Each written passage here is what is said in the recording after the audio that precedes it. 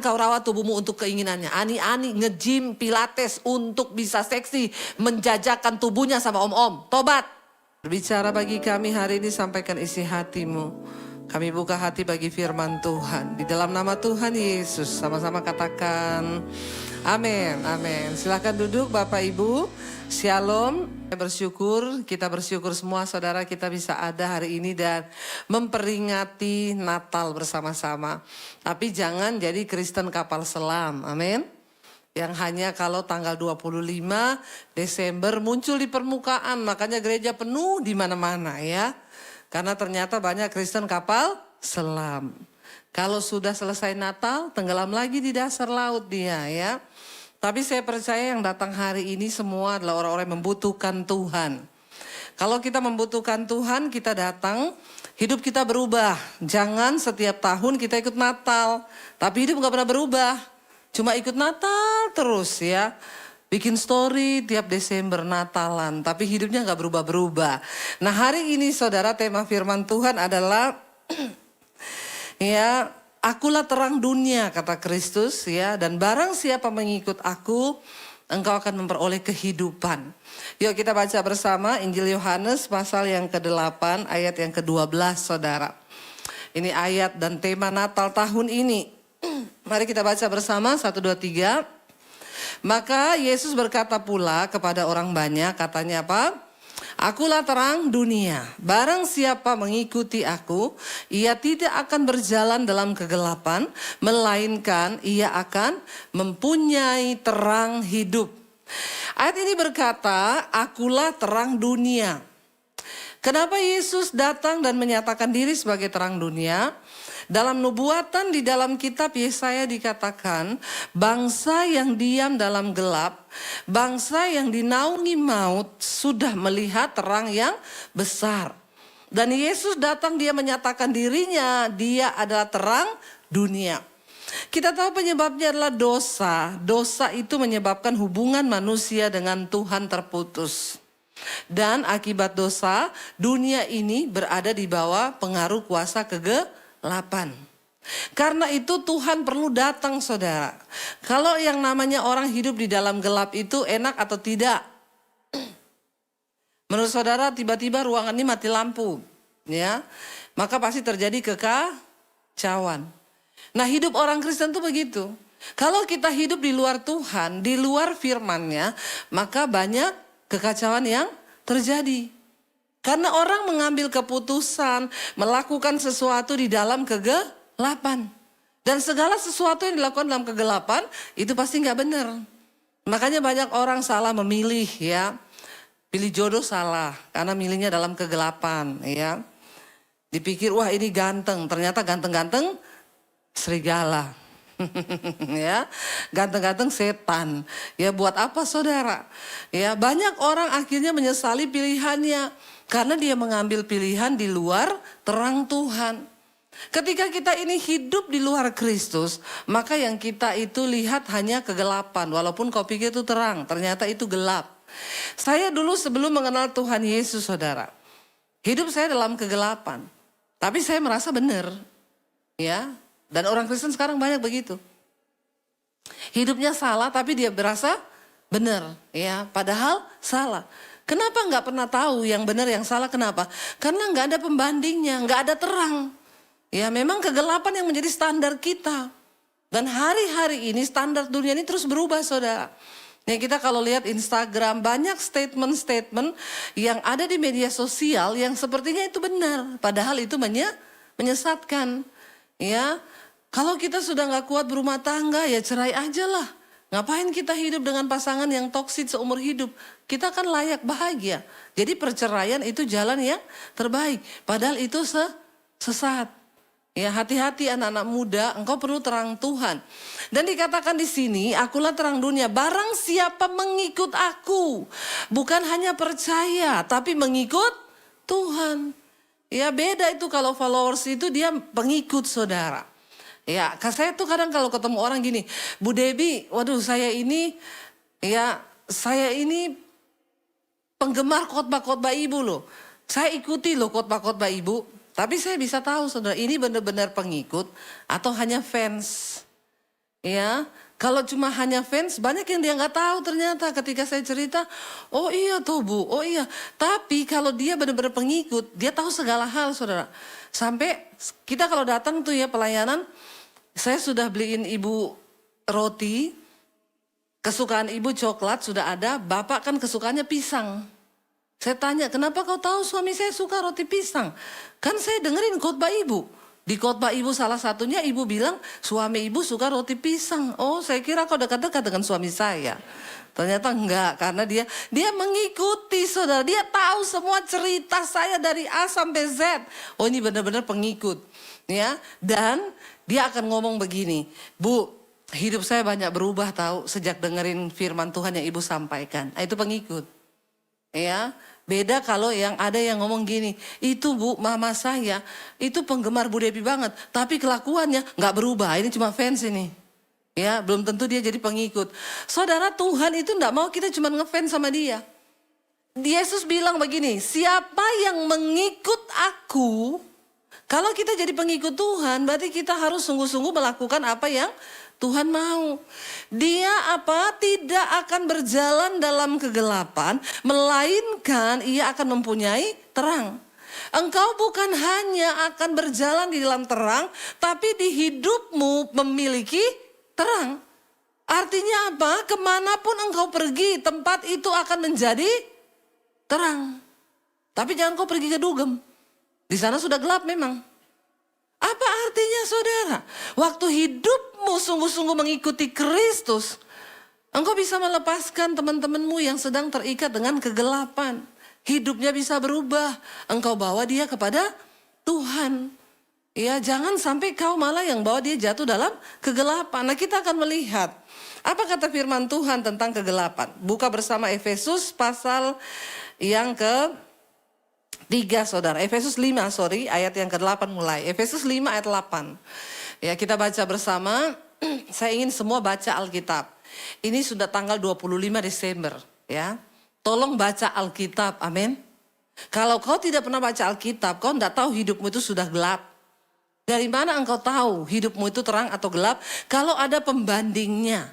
Kalau orang nggak pernah baca Alkitab, maka dia merasa hidupnya benar terus. Ya, dia Kristen mabok, dia Kristen bersinah, dia pikir benar terus. Padahal salah, karena kau tidak pernah tahu kebenaran. Baca bersama 1, 2, 3. Memang dahulu kamu adalah kegelapan, tetapi sekarang kamu adalah terang di dalam Tuhan. Sebab itu hiduplah sebagai anak-anak terang. Bilang kanan kirimu, 2026 hidup sebagai anak terang. Ya, 2025 kemarin banyak yang gelap, tapi nanti 2026 kita hidup sebagai anak terang. Ya, ayo hidup sebagai anak terang. Ayat yang ke-9 dikatakan di sana apa? Karena terang hanya berbuahkan kebaikan, keadilan, dan kebenaran. Enggak usah jauh-jauh engkau bandingkan hidupmu itu sekarang anak terang atau anak gelap. Anak Tuhan atau anak syaiton. Gampang. Kalau orang hidup dalam terang, maka yang dia lakukan pertama, kebaikan, keadilan, dan kebenaran. Kalau dia anak syaiton walaupun Kristen, walaupun pelayanan, kalau dia hidup melakukan keburukan, kecurangan, dan dosa, maka dia bukan anak terang. Itu aja saudara, coba timbang sekarang. Sebelum Tuhan datang, ada pengadilan. Nggak usah repot-repot tunggu pengadilan Kristus. Sekarang kita bisa tahu hidup kita ini sekarang gelap atau terang. Amin. Kalau setiap hari kau melakukan kebaikan, keadilan, dan kebenaran, aman, engkau di jalan yang benar. Tapi kalau tiap hari berbuahkan keburukan di rumah, malas, bantah orang tua, sudah temennya syaiton. Jangan mimpi kau masuk surga. Masuk neraka, ya, masuk neraka. Apalagi melakukan dosa. Nah, sudah saudara. Lalu ayat 10 berkata di sana, ayo kita baca bersama ayat 10. Dan ujilah apa yang berkenan kepada Tuhan. Bapak Ibu, kita perlu uji apa yang berkenan. Nggak usah tanya pendeta, nggak usah. Banyak orang Kristen, Bu, boleh nggak ya saya ini pacaran dengan orang yang tidak seiman? Tidak usah kau tanya itu. Kenapa kau pura-pura nggak mengerti? Di Alkitab sudah ditulis, jangan jadi pasangan yang tidak seimbang dengan orang yang tidak percaya. Kita sesama anak Tuhan aja berat mau menyatukan otak ini, berat. Apalagi yang berbeda. Nggak usah kau tanya, Bu, mau tanya Bu, merokok itu dosa atau tidak? Ada orang Kristen yang tanya-tanya begitu. Bu, dugem itu dosa atau tidak? Saudara, kau tidak perlu cari ayatnya di Alkitab. Tuhan bilang, dia menulis hukum-hukumnya di dalam hati manusia. Jadi walaupun kau tidak baca Alkitab, saya mau tanya, rokok itu bagus atau tidak? Yang bilang bagus angkat tangan. Yang bilang tidak angkat tangan. Yang bingung angkat kaki. Nggak usah ditanya, nggak usah tanya ayatnya. Makanya kalau ada yang tanya, Bu, rokok itu di mana ayatnya dilarang merokok? Di pom bensin, baca saya di sana. Dilarang merokok. Di Alkitab tidak ada. Tapi kau tahu dengan hati nurani. Sedangkan di dos rokok aja sudah ditulis yang merokok itu menyebabkan kematian. Berarti kau bunuh diri. Terus tanya, Bu, dugem itu dosa apa enggak? Menurut saudara? Di tempat-tempat gelap-gelap begitu. Banyak malaikat atau banyak syaitan? Di tempat dugem itu banyaknya setan atau malaikat? Ada malaikat maut. Ya, nggak usah tanya. Ujilah apa yang berkenan kepada Tuhan. Nggak usah kau tanya-tanya. Uji aja. Ya, ani-ani. No, simpanan. No. Ya, no juga, jangan yes. Itu berkenan atau tidak? Enggak. Jadi jangan lagi kau itu menjatuhkan dirimu terus pura-pura menikmati. Ya, terus pura-pura tutup mata. Ada orang-orang yang hidupnya berkatnya itu dari si Om. Tapi bikin status di Facebook, puji Tuhan. Berkat mobil dari Tuhan, pret kau. Pret ya, saya jengkel sekali lihat orang ani-ani begini, banyak saya tahu tuh di Facebook. Ya, yang homo-homo juga tuh banyak itu. Ya, dapat berkat dari Om, dari Boti. Terus dia tulis di Facebook, terima kasih Tuhan buat berkatmu. Kau jangan mempermalukan nama Tuhan. Ya, sudah stoplah kemunafikanmu itu dan pencitraanmu itu, amin. Ini khotbah begini, ini kalau nggak bertobat kebangetan sekali loh. Ya, masa ada orang-orang yang hidupnya sudah saudara, cukup 2025 kau berbuat dosa. Ayo 2026 hidup, uji apa yang berkenan pada Tuhan. Ini berkenan nggak ya sama Tuhan? Ya, jangan cari perkenanan manusia. Buat apa kau cari perkenanan manusia? Nggak penting manusia itu. Yang penting adalah perkenanan Tuhan. Lalu dikatakan ayat yang ke-11, dikatakan di sana, janganlah apa saudara, turut mengambil bagian dalam perbuatan-perbuatan kegelapan yang tidak berbuahkan apa-apa. Tetapi sebaliknya telanjangilah perbuatan itu. Nggak usah kau mengambil bagian dalam perbuatan kegelapan. Ayo, saya mau usul sama saudara, mumpung masih ada 1 minggu ke depan 2025. Coba nanti pulang bikin buku daftar dosa. Itu yang saya lakukan dulu waktu saya bertobat. Saya bikin buku daftar dosa saya. Jangan kau bikin daftar dosa saudaramu. Ya, daftar dosa tetanggamu. Orang Kristen itu paling pintar kalau menilai. Itu tetangga saya, Bu, iri hati, tukang gosip. Ya, padahal dia juga lagi bergosip. Dia bilang, kau juga bergosip? Enggak, saya ini mengumpulkan informasi. Ya saudara, coba bikin buku daftar dosa. Mumpung masih 2025 ini. Ya, lalu kau bacalah Alkitab supaya ada pembandingnya. Galatia 5, perbuatan kegelapan itu apa? Kenajisan, percabulan, iri hati, kebencian, kedengkian. Ya, lalu apa lagi? Roh pemecah belah, pertikaian, percabulan, kepentingan diri, perseteruan, ya, kikir. Coba bikin itu, bikin. Terus kau centang ijo yang ada dalam dirimu. Jangan kau terus hakimi temanmu. Orang Kristen soalnya banyak begitu. Di gereja dengar khotbah, ini harusnya teman saya datang. Ini cocok sekali khotbah ini buat dia. Nggak pernah ada khotbah yang cocok buat kita. Karena kita merasa kita ini sudah benar. Padahal. Dulu saya waktu bertobat, saya bikin catatan dosa. Waktu saya dulu tidak ada pembandingnya, saya nggak pernah baca Alkitab. Dulu kan saya bukan orang Kristen. Waktu saya nggak baca Alkitab, ya saya nggak tahu dosa. Saya pikir hidup saya sudah benar. Setelah saya bertobat, saya baca Alkitab, barulah saya baca itu dosa-dosa kedagingan, kegelapan. Saya catat saudara, ternyata ada semua sama saya itu. Ternyata diri saya ini dulu sarangnya syaiton. Ya ampun, saya baca pertikaian, kepahitan, amarah, dendam. Soal dendam aja, bukan cuma satu, banyak yang saya dendam. Ternyata banyak sekali. Itu diberesin tuh satu-satu, ditarik itu. Kepahitan sama orang tua, kepahitan sama kakak, kepahitan sama ipar, kepahitan sama ini. Ipar adalah maut, mertua adalah maut. Semua maut. Waduh, begitu saya tahu, wih saya ini ternyata, ya ampun dosaku tuh banyak banget. PR-nya adalah Tuhan, aku mau berubah. Amin. Saya mau berubah Tuhan. Pertama yang saya mau beresin ini apa? Kepahitan, amarah. Saya doa saudara, saya ambil puasa. Untuk bisa menelanjangi semua perbuatan-perbuatan kegelapan, harus ada usaha dari kita. Nggak bisa kau cuma pasrah aja, nanti Tuhan yang rubah. Nggak bisa, daging ini harus dimatikan, amin. Saya ambil doa puasa. Saya mulai doakan pengampunan orang-orang yang saya benci. Saya sebut namanya, seperti ajarannya Tuhan Yesus.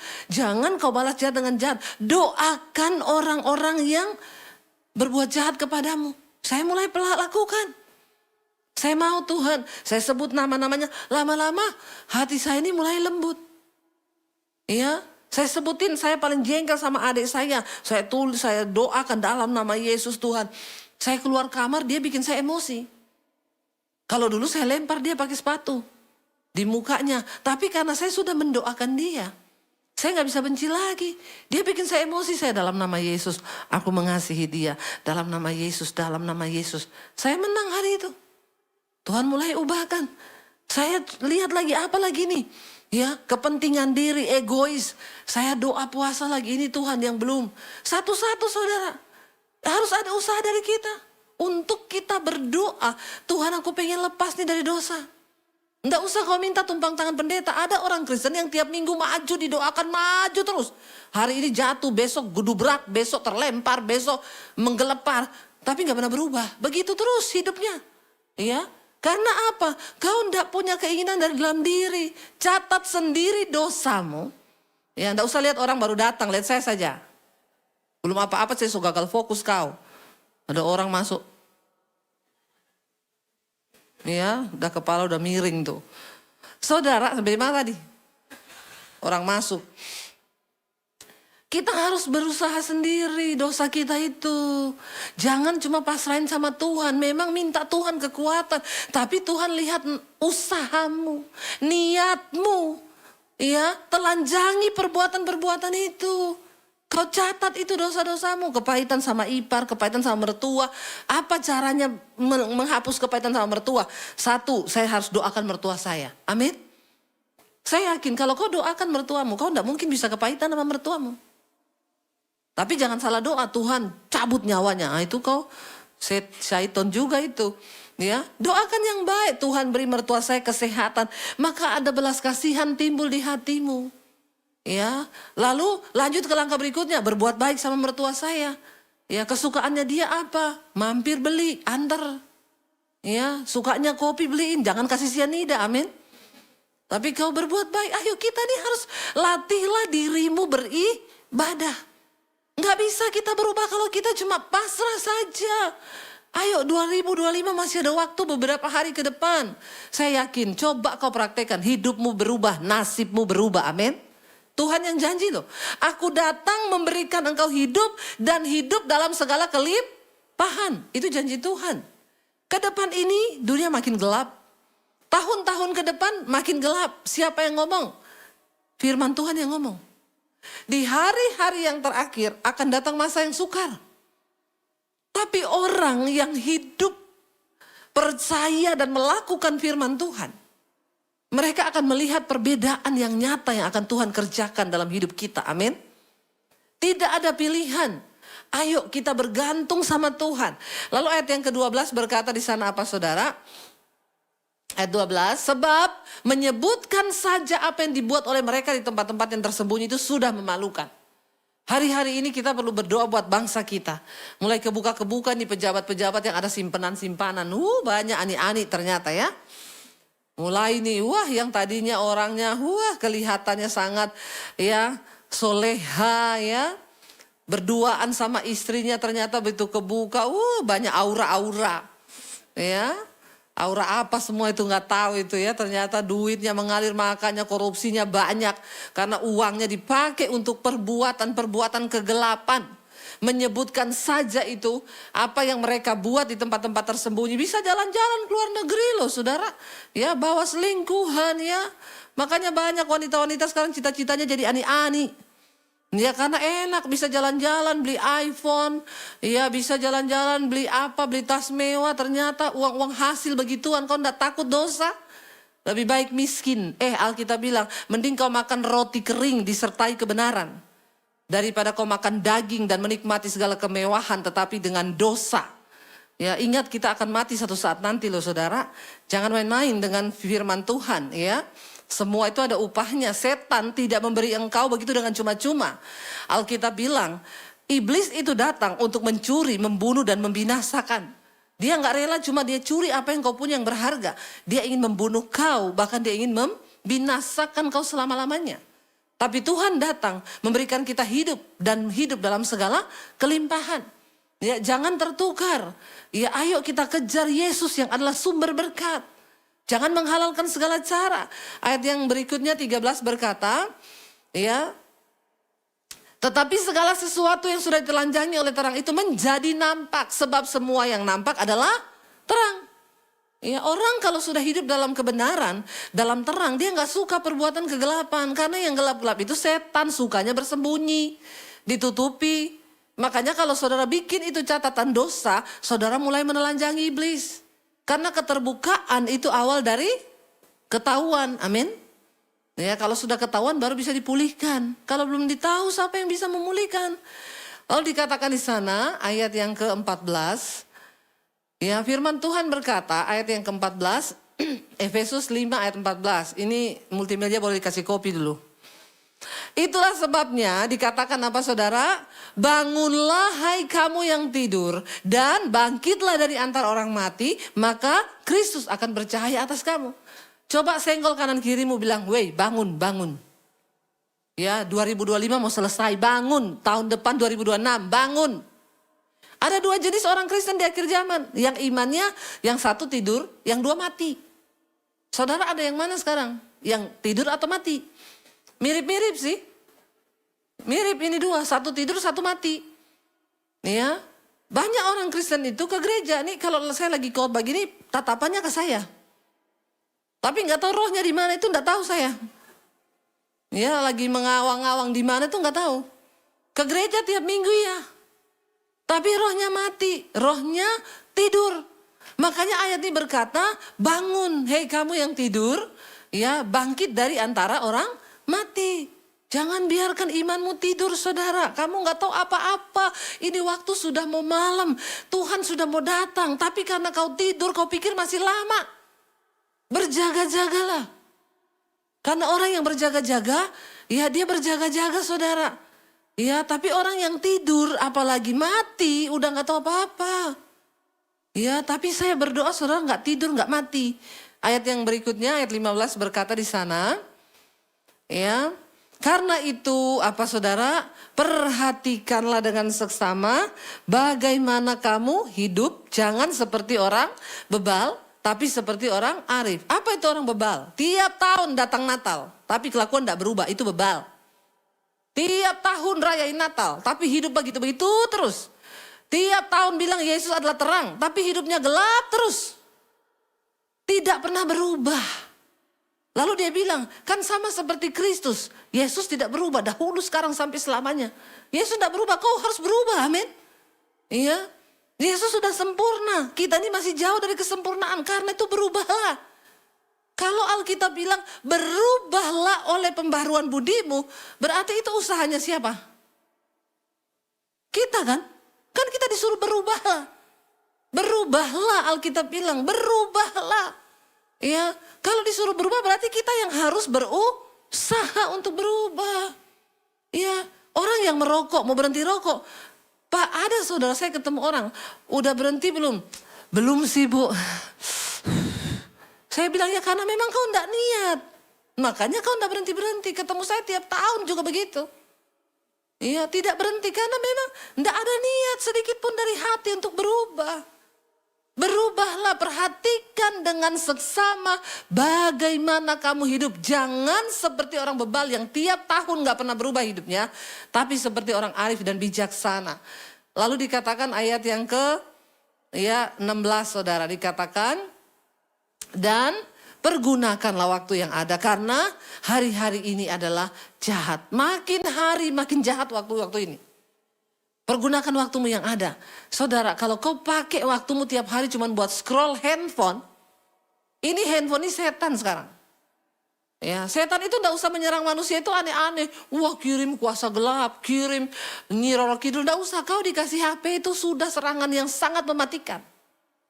Setiap hari kau scroll, mager anak-anak muda ini, scroll HP terus. Ini sumbernya setan di sini nih. Kenapa orang bisa jatuh dalam pornografi? Pemerkosaan meningkat. Ya, bahkan banyak anak-anak muda yang akhirnya terjebak dalam seks bebas. Ini semua berawal dari sini nih saudara. Ya, kalau imanmu mati, rohmu mati, ini jadi sarangnya setan buat hidupmu yang akan menghancurkanmu. Makanya saya bilang, saya ketik aja nih mau bikin khotbah tentang kaki Dian. Ketik kaki Dian di Google, yang muncul kaki-kakinya Dian.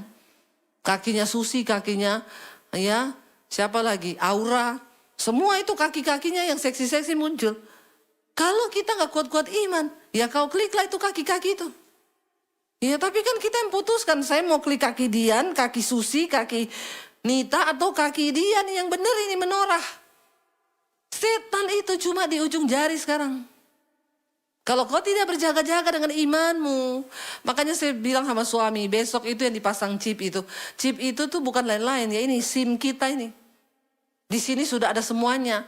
Ada perbankan kita, ada karena sekarang mana ada orang bisa hidup tanpa handphone. Kau ketinggalan handphone aja satu hari kayak orang mau gila kan. Sudah seperti separuh napasmu hilang kan. Ya, saya keluar dari rumah, HP ketinggalan, suami saya bilang balik gak? Nggak usah, nggak mati ketinggalan handphone. Tapi ada orang gak bisa saudara. Handphone tuh segala-galanya, ke toilet bawa handphone. Ada di sini yang ke toilet bawa handphone? Sudah diperbudak kau, sudah jadi perbudaknya setan. Ya, sampai ke toilet aja bawa handphone. Bertobat saudara, jangan kau ketawa-ketawa, ini benar.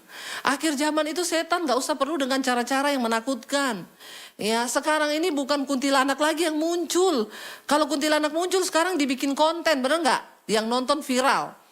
Jadi dia juga sudah gak muncul dengan bentuk begitu. Dia kasih kau handphone. Ini nih sumber penghancur kehidupan manusia. Segala macam penyakit di sini. Orang mager tanpa dia sadari setengah jam ternyata udah scroll. Lagi duduk di gereja aja banyak yang scroll kok ini. Ini saya lihat nih dari sini. Bertobat kau ya. Jangan sampai kau itu jadi perbudak setan benar-benar. Ya ayo saudara. Jangan bilang tidak diingetin loh. Sorga itu bukan tempat orang sembarangan. Kita harus bisa ya mengikis kedagingan kita. Ini ayat dari Efesus. Saya pengen kita baca satu ayat sebelum selesai.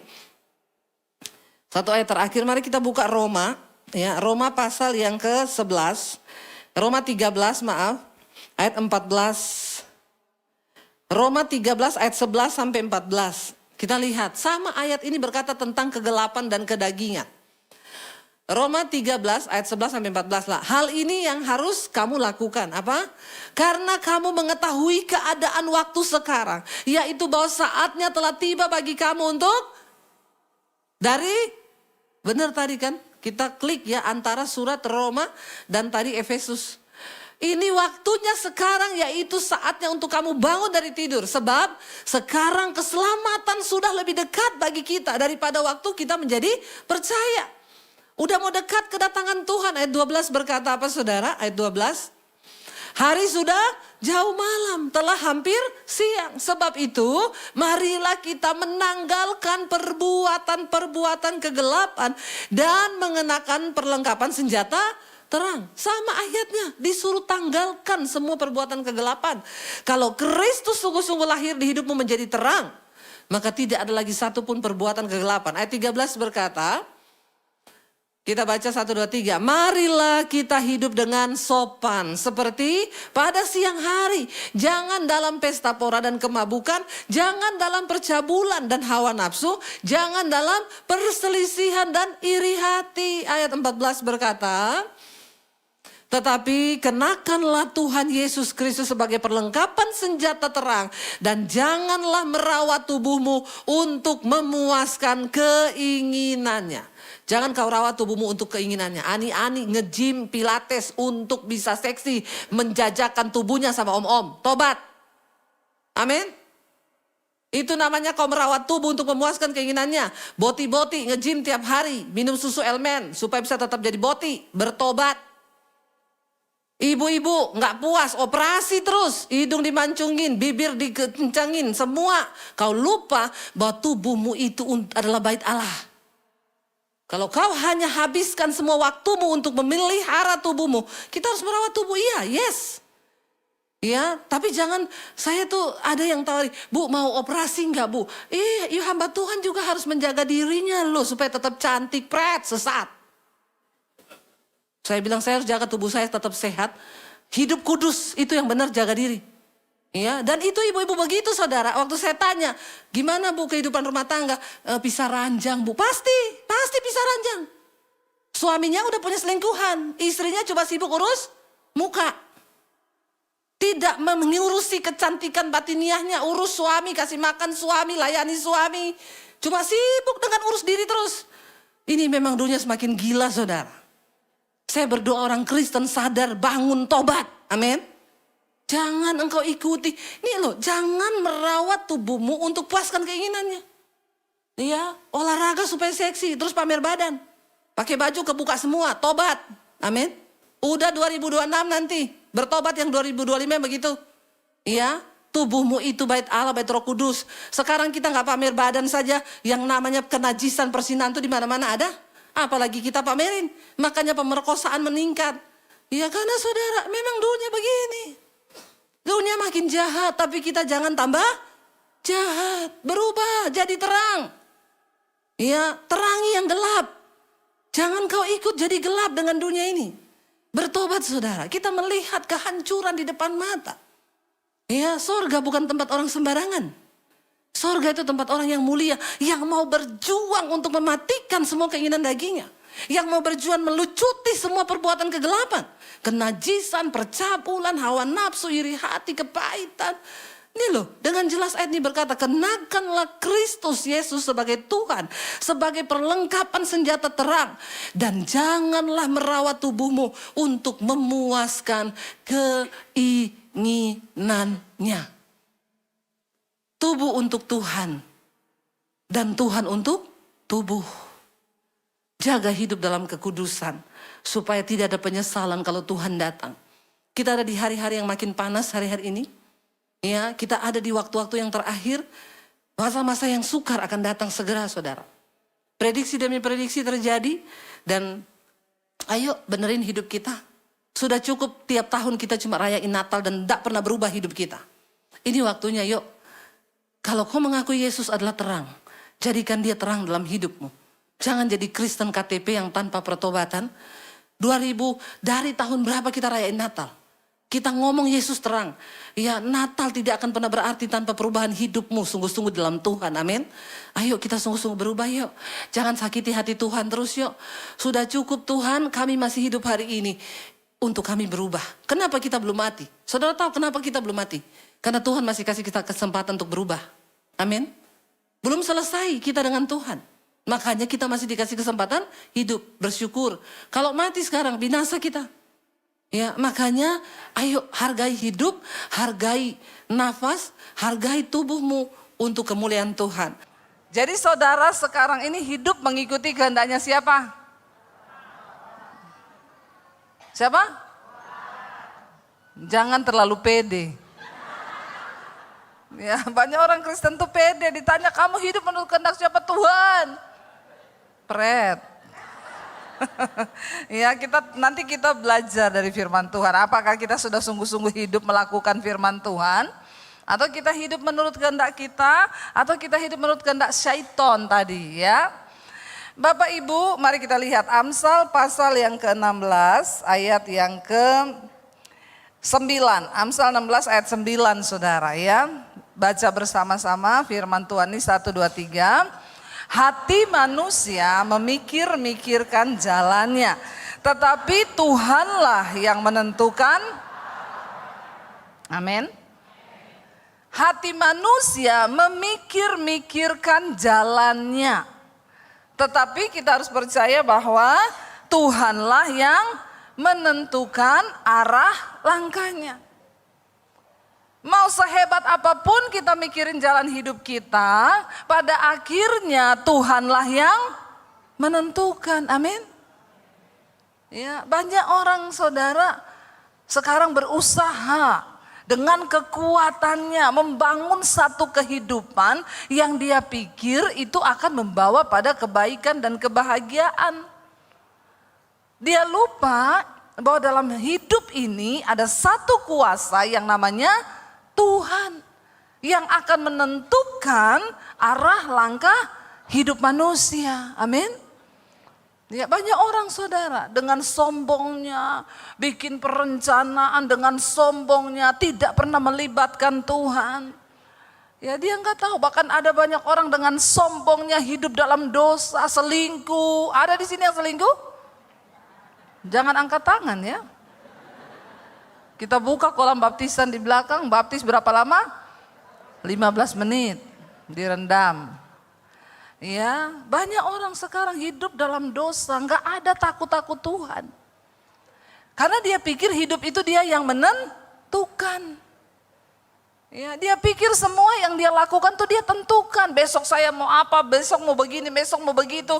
Dia lupa bahwa bahkan nafas hidup ini pun kita hanya karena anugerah.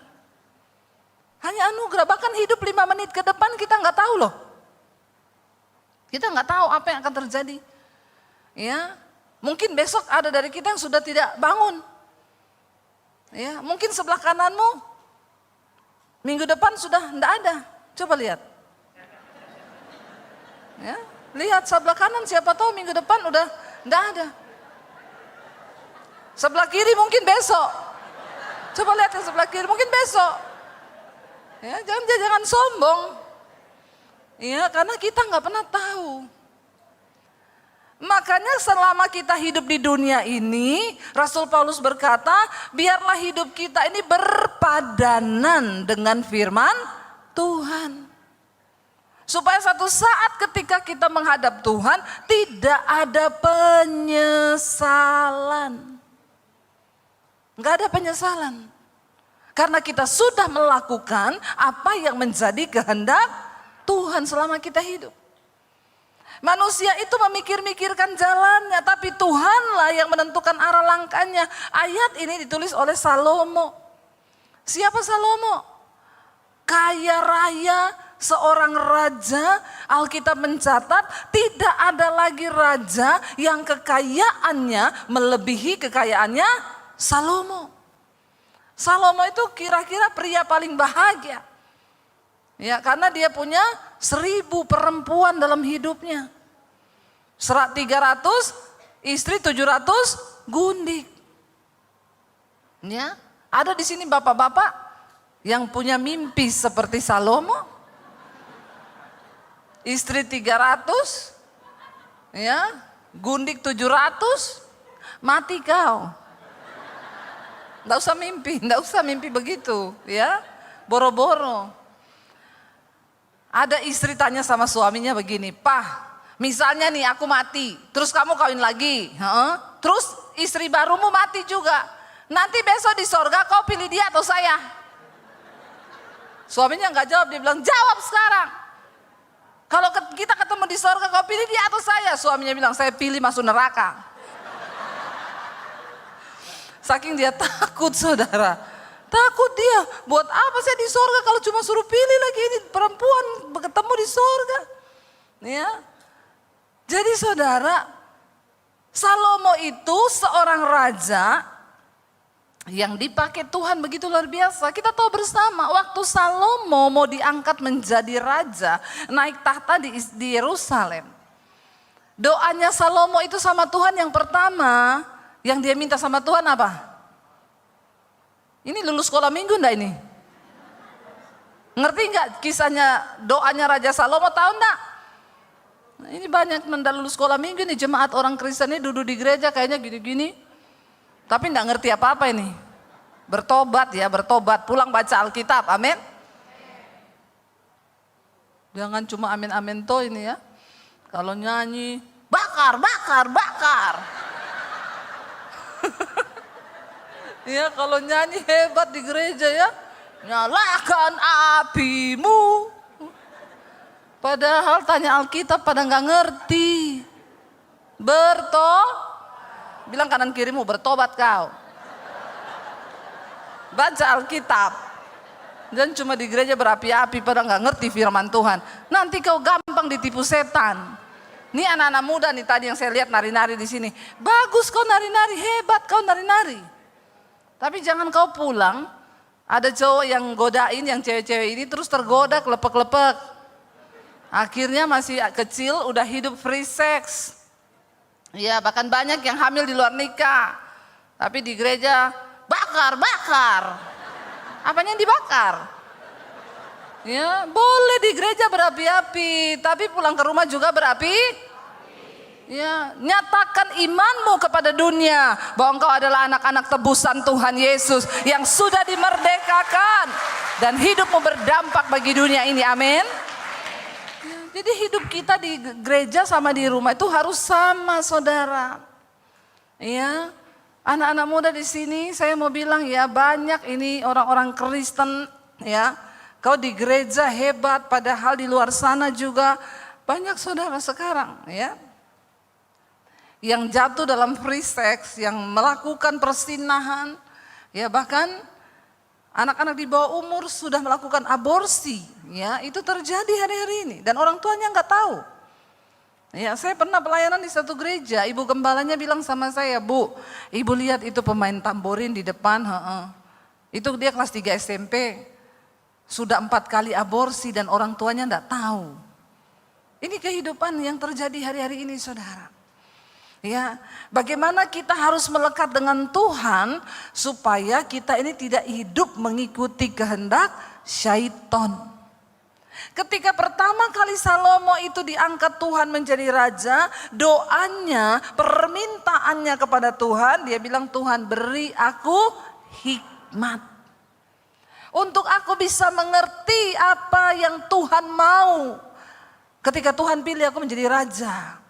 Tuhan bilang, karena kau tidak minta kekayaan, engkau tidak minta kehormatan, aku berikan apa yang kau minta itu, yaitu hikmat, pertimbangan, kebijaksanaan, dan aku beri bonus juga, aku beri kepadamu kesuksesan, kekayaan, dan harta yang berlimpah. Lalu Salomo menjadi raja. Tetapi ternyata kekayaan dan tawaran-tawaran dunia membuat Salomo menjadi lupa diri. Dia mulai memikirkan dengan pikirannya sendiri, bagaimana aku harus mengokohkan kerajaanku. Ini nggak bisa nih, aku harus berpikir bagaimana. Lalu dia mulai nikahi itu perempuan-perempuan kafir. Orang-orang putri-putri raja yang tidak mengenal Allah dan tidak menyembah Tuhan. Cuma dengan satu tujuan, supaya kerajaannya kokoh. Dia memikir-mikirkan dengan otak manusianya. Dia lupa bahwa Tuhanlah yang sanggup mengokohkan kerajaannya. Anak muda, engkau bagus. Sekolah yang pintar, belajar yang keras, bagus. Tapi jangan engkau lupa Tuhan yang menentukan arah langkahmu ke depan. Karena itu orang tua juga jangan cuma lesin anak. Wah itu kalau di Jakarta anak masih kecil Pulang sekolah, udah ada 3 guru les nunggu. Ya, saya tanya, itu siapa? Guru les. Ada 3, les matematika, les bahasa Inggris, les bahasa Mandarin. Semua dilesin. Saya tanya, les Alkitabnya mana? Enggak ada. Banyak anak-anak itu, mereka terus dididik supaya pinter, otaknya pinter, dikasih pinter. Jadi pinter memang. Menguasai semua bahasa. Ya, bahasa Inggris, bahasa Mandarin. Ya, tapi nggak bisa bahasa roh. Ya, kita berdoa saudara, bekali anak-anakmu dengan firman Tuhan. Karena permulaan hikmat ialah takut akan Tuhan. Biar anakmu pintar, juara di kelas. Kalau dia nggak punya firman, nggak ada hikmat Tuhan, bagaimana dia bisa hidup? Ya, orang-orang yang hidup takut akan Tuhan, selalu Tuhan punya cara untuk mengangkat hidup mereka dengan cara yang supranatural. Ini dunia terus berubah lah. Ke depan ini semua kita melihat, ya di depan ini semua AI ini sudah mulai menggantikan kepintaran manusia. Ya. Sekarang waktu saya sakit kemarin, saya ada batu ginjal di operasi. Saya bilang sama dokternya, saya sudah demam tinggi, dilihat di USG, aduh batunya ini sudah turun ke kantong kemih dan itu menyumbat. Jadi ginjal saya sudah terendam dan menyusut 3 cm. Saya bilang, dokter bagaimana ya, harus segera operasi bu, ini gak bisa lama-lama lagi. Nanti kalau ibu lama-lama makin parah, takutnya infeksinya makin jadi karena ini ibu sudah demam, sudah kesakitan.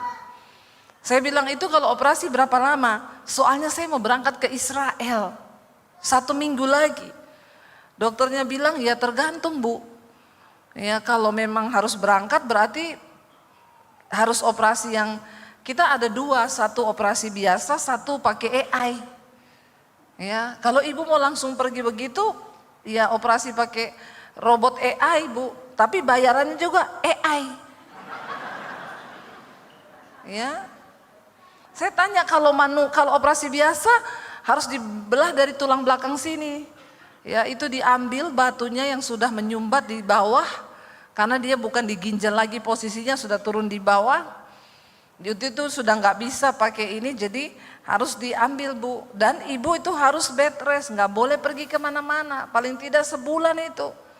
Tapi kalau pakai AI itu tidak ada luka, nanti hanya robot aja yang masuk ke dalam, pecahkan batunya, lalu di ginjal ibu dipasang selang.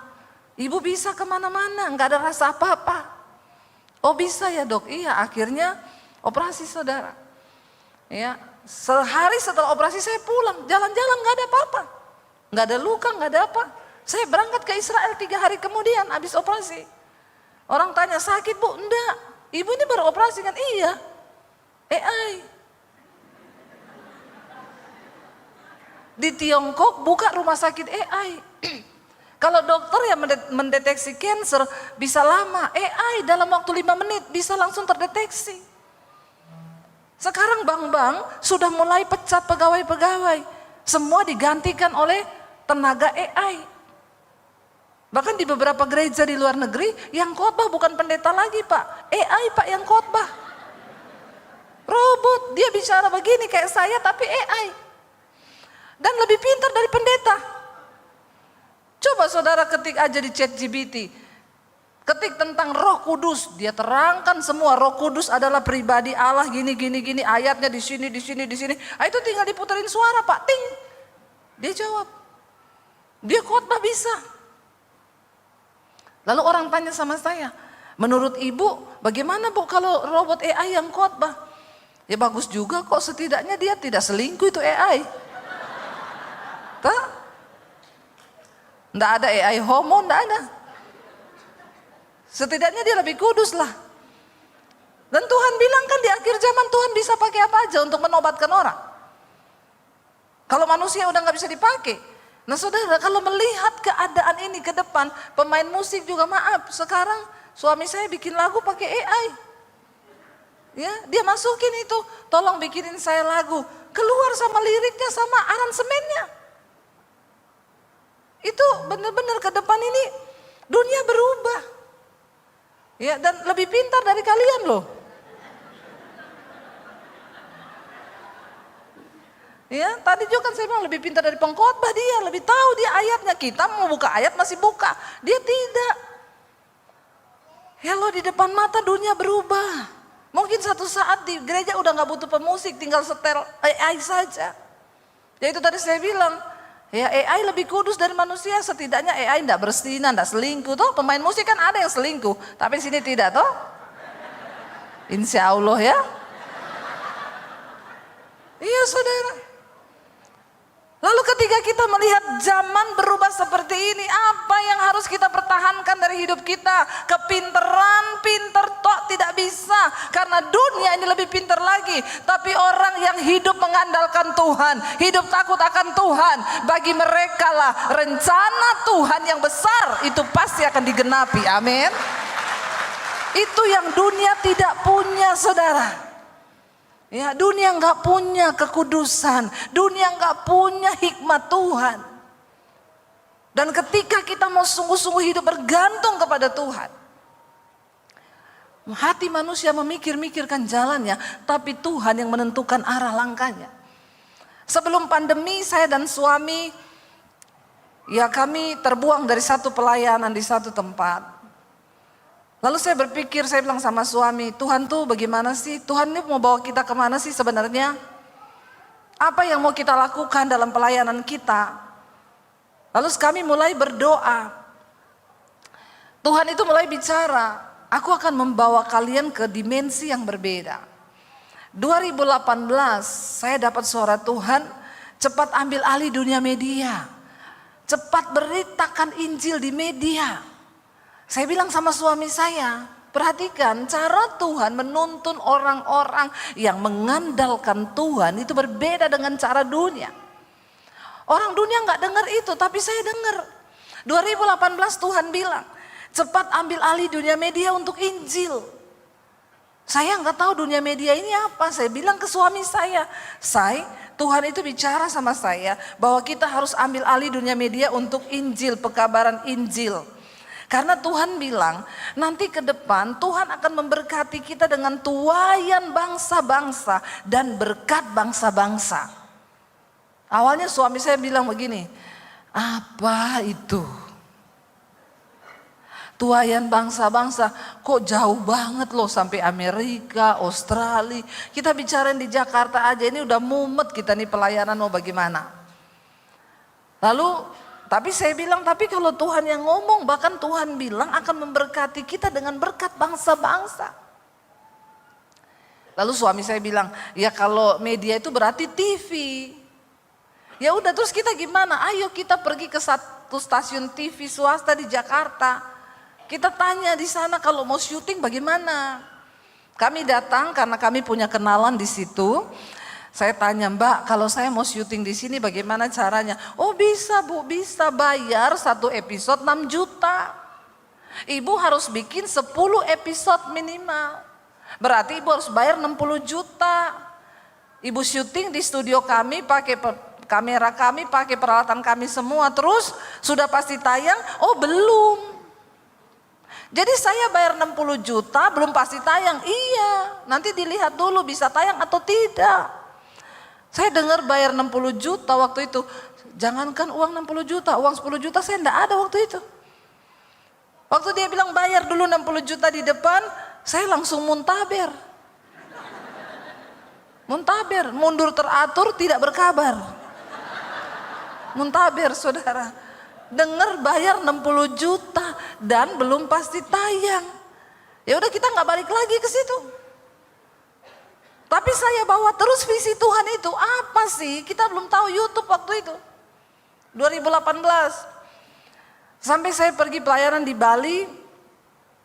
Saya ketemu keluarga dengan mami saya di satu kafe.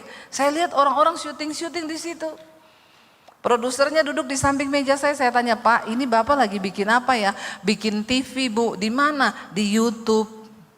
Oh bisa ya? Bisa, sekarang sudah zamannya YouTube. Artis-artis beralih ke YouTube sekarang. Oh berarti saya juga bisa ya bikin YouTube. Produsernya ngeliatin saya sampai begini. Ya semua juga orang bisa, tergantung ibu punya konten apa. Saya bilang biasa aja, keles. Sirik amat saudara. Ya, sekarang sih channelnya sudah hilang, enggak ada. Saya bilang, oh ya udah ya kan saya cuma tanya-tanya. Lalu dia bilang, bisa Bu, itu ibu syuting juga pakai handphone udah bisa kalau iPhone. Soalnya itu YouTube cuma kecil filenya. Oh iya makasih. Saya pulang saya bilang ke suami saya, kita bikin YouTube yuk. Suami saya bilang, apalagi itu? Ya, karena dia memang waktu itu nggak bisa, kameramen nggak bisa, mau bikin YouTube nggak bisa. Tapi puji Tuhan dia taat, lalu dia mulai belajar. Nah itu karena ditendang dari tempat pelayanan itu, kita sudah ngerintis gereja, jemaatnya banyak, langsung ditendang begitu saja. Ya enggak apa-apa, Tuhan akan izinkan hal-hal seperti itu terjadi, jangan marah. Iya kan? Karena seringkali kita pikir itu jalan yang Tuhan buka, ternyata memang seringkali ada manusia yang akan tutup jalan kita. Tapi Tuhan izinkan. Kan ada lagunya, dia buat jalan tapi kau tutup jalan. Itu udah biasa. Enggak apa-apa. Jalan aja bersama Tuhan. Karena Tuhan sanggup membukakan jalan-jalan yang lain bagi setiap orang yang percaya kepada Tuhan. Amin. Amin saudara. Akhirnya suami saya bikin YouTube, dia belajar. Belajarnya juga lewat YouTube. Belajar syuting, belajar ngedit, belajar ini. Akhirnya mulai bikin tuh. Siapa yang tahu ternyata 2020 datang pandemi saudara. Waktu itu channel YouTube saya baru 50.000 subscribe. Pandemi datang, gereja tutup, orang gak bisa ibadah. Waktu pandemi datang, gereja tutup, channel saya naik 1 hari bertambah 1.000 subscribe. Kok enggak wow ya? Enggak punya channel ya? Makanya enggak tahu susahnya cari subscribe ya. Ya. 1 hari nambah 1.000, bukan cuma wow. Itu dihacker sama malaikat itu. Dari situ saudara naik. Ya. Hari ini hampir 1 juta. Semua karena anugerah Tuhan. Dari situ kami mulai melihat Tuhan buka pelayanan ini. Ya, saya mulai khotbah di situ, orang dengar, orang mulai, wah saya melihat bagaimana Roh Kudus bekerja, orang-orang bertobat, ya yang bersinah bertobat, yang merokok lepas rokok, bahkan ada yang bukan Kristen menerima Tuhan Yesus, minta dibaptis. Ya, saya melihat Tuhan bekerja. Dan dari YouTube pun akhirnya kami diberkati Tuhan. Pas pandemi nggak ada duit. Disitulah saya baru merasakan, saya bilang sama suami saya, kita ini ternyata selama ini terlalu percaya sama Tuhan ya.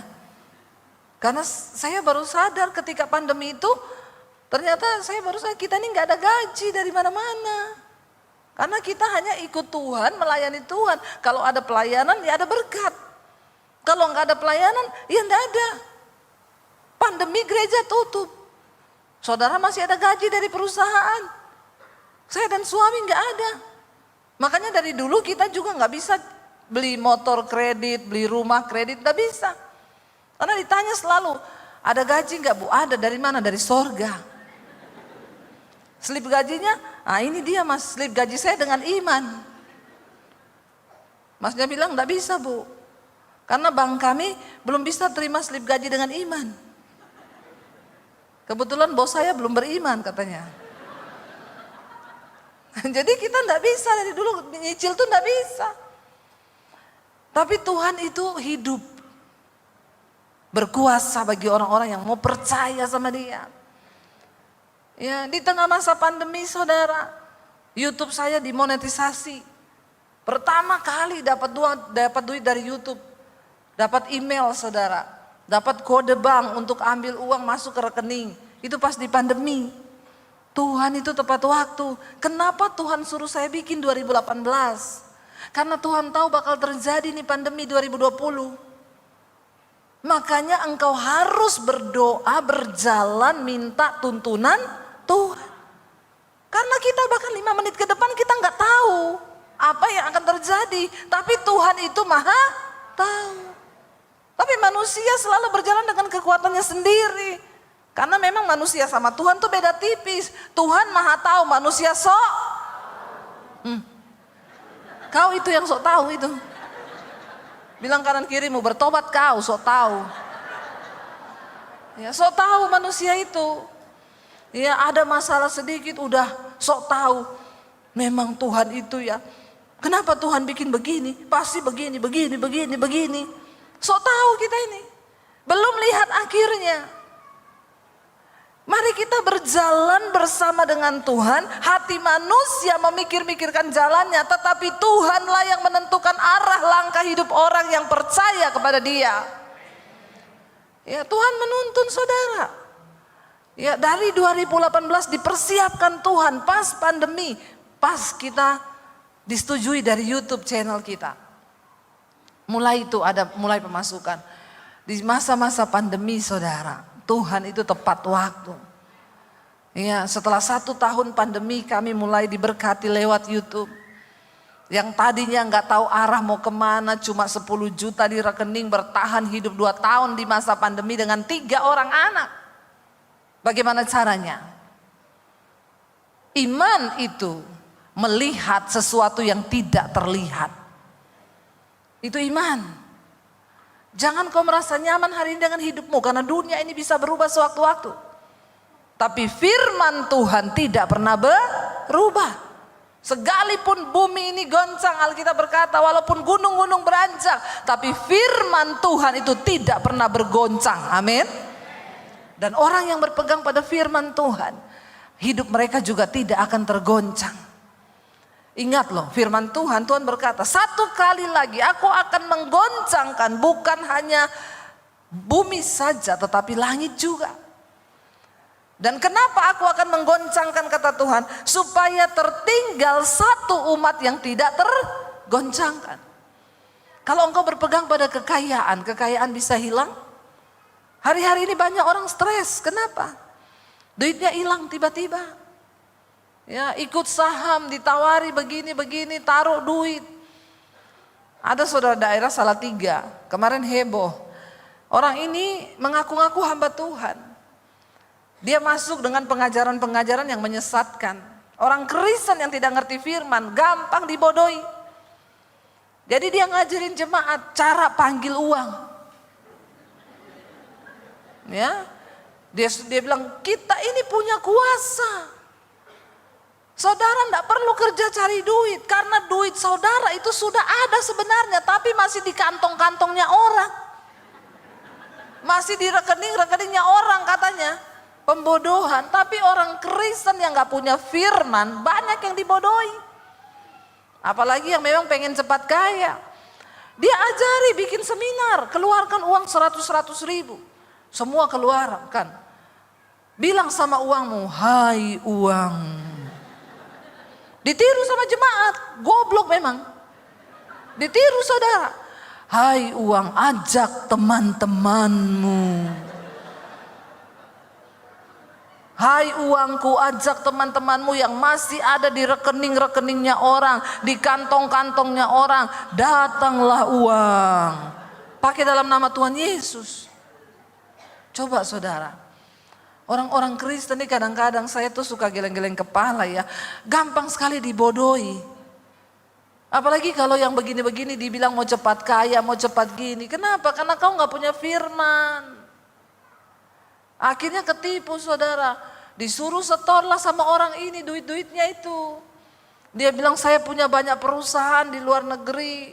Peternakan, perkebunan. Kamu taruh duitmu sama saya akan dilipat gandakan.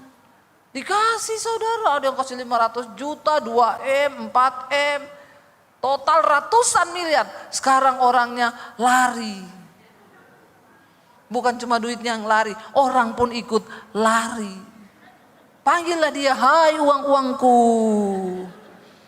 Sekarang banyak, termasuk hamba-hamba Tuhan, bahkan ada gereja yang kena Pak di sana. Lagi gila semua di sana sekarang cari Bapak itu. Ya, karena uangnya dibawa lari sama orang. Alkitab bilang orang yang ingin cepat menjadi kaya pasti akan jatuh dalam berbagai-bagai pencobaan. Itu sudah satu paket. Ya, makanya ada jemaat, Bu Debi doakan saya Bu. Saya ini mau bunuh diri Bu. Kenapa? Tapi setiap kali saya mau bunuh diri saya ingat muka Ibu Debi. Kenapa ingat muka saya kalau mau bunuh diri? Ya, jadi begini Bu, saya itu naruh uang Bu di saham. Saya taruh 2M Bu, sekarang mau saya ambil hilang semuanya Bu. Saya bilang, Ibu harusnya waktu Ibu mau taruh uang 2M, ingat mukaku. Kenapa kalau sudah mau bunuh diri baru ingat muka pendeta? Ini juga jemaat ini kadang-kadang memang agak lain kau. Waktu mau dapat duit diam-diam dia nggak cerita sama pendeta. Giliran sudah ditipu mau bunuh diri baru nelpon pendeta ini. Ya. Saya bilang, oh jadi sekarang uang Ibu dibawa lari orang. Kenapa Ibu taruh uang di situ? Pasti tergiur pengen cepat kaya toh? Iya Bu. Ibu itu sudah satu paket. Ya, Alkitab bilang kalau kau ingin cepat kaya, kau akan jatuh dalam berbagai-bagai pencobaan. Jadi Ibu sudah menggenapi firman Tuhan. Tidak usah ditangisi, sekarang disyukuri saja. Yang penting masih hidup, belum mati toh. Itu jemaat memang begitu. Kalau kau tidak ngerti, manusia itu suka memikir-mikirkan jalannya sendiri, tapi yang kau lupa bahwa Tuhan yang sanggup menentukan arah langkah hidup kita. Kenapa kita harus berserah sama Tuhan? Karena kita tidak tahu apa yang akan terjadi di depan kita, bahkan 5 menit ke depan. Dan cuma Tuhan yang tahu. Kita perlu berserah dan mengandalkan Tuhan. Ketika Salomo saudara, dia mulai sombong, memikir-mikirkan jalannya sendiri untuk mengokohkan kerajaannya. Dia bikin strategi, aku harus nikahi perempuan-perempuan asing ini yang tidak mengenal Allah. Dia mulai, disitulah awal kehancuran dan kejatuhannya.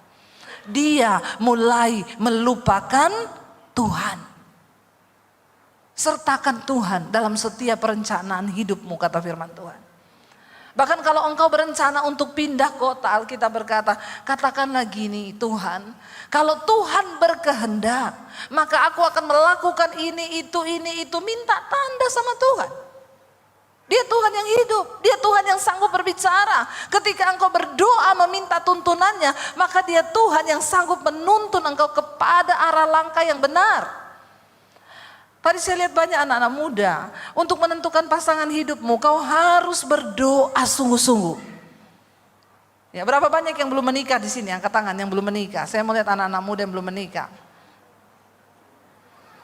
Yang anak muda saja belum menikah saja, yang sudah menikah enggak usah. Yang belum menikah nih angkat tangan. Jangan malu. Ya ayo yang kaum jomblowers. Ya. Lebih baik jomblo tapi happy.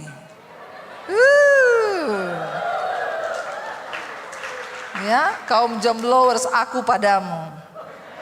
Kenapa? Lebih baik kau jomblo tapi happy daripada udah nikah terus enggak happy. Ya, tul, tapi juga jangan kelamaan jomblomu. Ya. Karena umur 30 tahun ke bawah itu jodoh di tangan Tuhan, 30 tahun ke atas Tuhan lepas tangan juga. Harus dengan doa dan puasa itu. Berdoa, ya, berdoa. Jodohmu itu cuma satu dan Tuhan pasti kasih yang terbaik. Ya. Saya mau kasih tips berdoa buat jodoh. Yang cowok-cowok di sini dan cewek-cewek. Kalau cowok berdoa, nomor 1 yang harus kau minta Tuhan, aku minta pasangan hidup yang takut akan Tuhan. Yang kedua, kalau yang cowok bilang dia perempuan Tuhan. Ya, tolong ya. Tolong. Karena banyak sekarang tulang-tulang lunak. Saya lihat di Bangka ini mulai banyak juga di jalan-jalan tulang lunak berkeliaran. Jangan sampai ada di antaramu tulang-tulang lunak ya. Bertobat. Ya, boti-boti ini. Banyak boti juga sekarang di sini. Ya, ini jadi roh yang sedang merajalela ini. Ya, harus waspada loh ini. Tengking dalam nama Tuhan Yesus, amin. Jangan ada yang begitu-begitu masuk dalam kehidupan gereja. Ya. Yang lesbi-lesbi anak perempuan juga sekarang di Jakarta banyak, saudara. Anak saya bilang teman-teman kuliah saya pacaran cewek sama cewek, cowok sama cowok. Tuhan menciptakan Adam dan Hawa, bukan Adam dan Eben. Ya, jangan engkau buka celah, ya minta sama Tuhan yang terbaik. Karena manusia itu memikir-mikirkan jalannya, tapi Tuhan yang menentukan arah langkah kita. Ketika Tuhan memilih Yosua menggantikan Musa untuk membawa bangsa Israel keluar dari tanah perbudakan Mesir menuju ke tanah Kanaan. Yosua secara manusia dia nggak pede, saudara. Bagaimana bisa aku melanjutkan satu tugas yang berat ini, ya? Tetapi Tuhan berkata kepada Yosua begini. Kita lihat Yosua 1 ayat yang ke-5, saudara. Yosua 1 ayat yang ke-6, firman Tuhan berkata, ya ayat yang ke-5 dulu. Ya, Tuhan bilang sama Yosua begini, baca sama-sama, seorang pun tidak akan dapat bertahan menghadapi engkau seumur hidupmu seperti aku menyertai Musa, demikianlah aku akan menyertai engkau, aku tidak akan membiarkan engkau dan tidak akan meninggalkan engkau. Bapak Ibu, saya mau tanya, janji yang sama Tuhan berikan gak buat kita dan saudara? Amin kan? Tapi untuk mempercayai janji ini susah atau susah? Kenapa? Karena engkau memikir-mikirkan jalanmu sendiri. Kalau kita pikir dengan pikiran kita manusia susah. Tadi malam saya bersaksi ketika saya jadi Kristen, saya diancam orang tua saya mau dibunuh. Lalu saya diusir dari rumah. Ya, ketika saya diusir dari rumah, saya nggak tahu mau kemana. Saya tidak tahu harus berbuat apa. Semuanya gelap di depan saya. Saya baru lulus SMA waktu itu. Saya harus lepas dari rumah, tidak punya uang, tidak punya apa-apa. Bahkan papi saya bilang, kalau kamu tetap jadi Kristen ikut Yesus, tinggalkan keluarga, jangan bawa ijazahmu. Saya mau lihat Yesus kasih makan kamu pakai apa. Berat, saudara. Saya nggak tahu itu mau kemana. Tapi saya percaya janji ini. Tuhan bilang kepada Yosua, seperti aku menyertai Musa, aku akan menyertai engkau. Aku tidak akan pernah membiarkan engkau. Aku tidak akan pernah meninggalkan engkau. Caranya bagaimana supaya firman ini terjadi? Ayat yang ke-6 berkata begini, saudara. Ini yang harus kita lakukan. Tuhan sudah membentangkan firman-Nya, Dia melakukan bagiannya, kita harus melakukan bagian kita supaya firman itu terjadi. Amin.